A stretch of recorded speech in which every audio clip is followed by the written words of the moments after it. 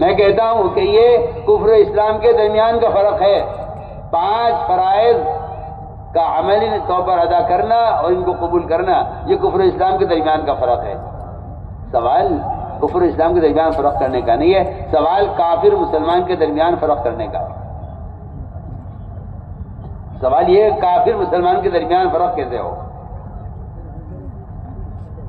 میں بس صاف سے کہہ رہا ہوں، صرف فرائض کے ادا کر دینے سے کافر اور مسلمان میں کوئی فرق نہیں ہوتا، کوئی فرق نہیں ہوتا. بالکل میں قسم کھا کے کہہ سکتا ہوں کہ کافر مسلمان کے درمیان کے فرق کے لیے مسلمان کو اپنا حلیہ سنت کے تابع کرنا ہوگا. تو جو نفرت ایک مسلمان کے دل میں بت پرستی کی ہونی چاہیے، وہ نفرت ایک مسلمان کے دل میں، وہ میں آپ کو اس کی مثال پیش کرتا ہوں. بڑی مزے کی مثال ہے تاکہ آپ کو اندازہ ہو جائے کہ اللہ تعالیٰ کے سارے احکام برابر ہیں. اللہ کے سارے احکام برابر ہیں. میں اس کے لیے 2 مثالیں پیش کروں گا. ایک بات تو یہ ہے کہ یہود جب اسلام لے آئے اور پکے سچے مسلمان ہو گئے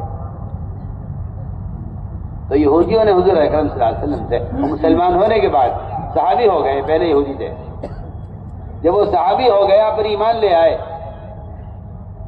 اور قرآن کو انہوں نے اپنا امام اور مقتدی بنا لیا، وہ قرآن پر ایمان لے آئے، تو ان کا دل چاہا کہ ہم کبھی کبھی توریت پڑھ لیا کریں. میں نے سوال کیا کہ اللہ کیا ہم توریت پڑھ لیا کریں؟ کیا ہم توریت پڑھ لیا کریں؟ کبھی کبھی، عمل کے لیے نہیں. عمل تو کریں گے آپ کے طریقے پر، ایمان آپ پر لائے ہیں، عمل آپ کے طریقے پر کریں گے، لیکن صرف کبھی کبھی توریت پڑھ لیا کریں. انہوں نے یہ سوال کیا، اس پر اللہ تعالیٰ کی طرف سے جو حکم آیا وہ حکم یہ آیا ادخلوا فی السلم کافہ، اسلام میں پورے داخل ہو جائے. یہ حکم نماز چھوڑنے پر نہیں آیا، زکوٰۃ چھوڑنے پر نہیں آیا، حج چھوڑنے پر نہیں آیا، روزے کا انکار کرنے پر نہیں آیا، نعوذ باللہ کلمہ لا الہ الا اللہ کے انکار پر نہیں آیا. یہ جو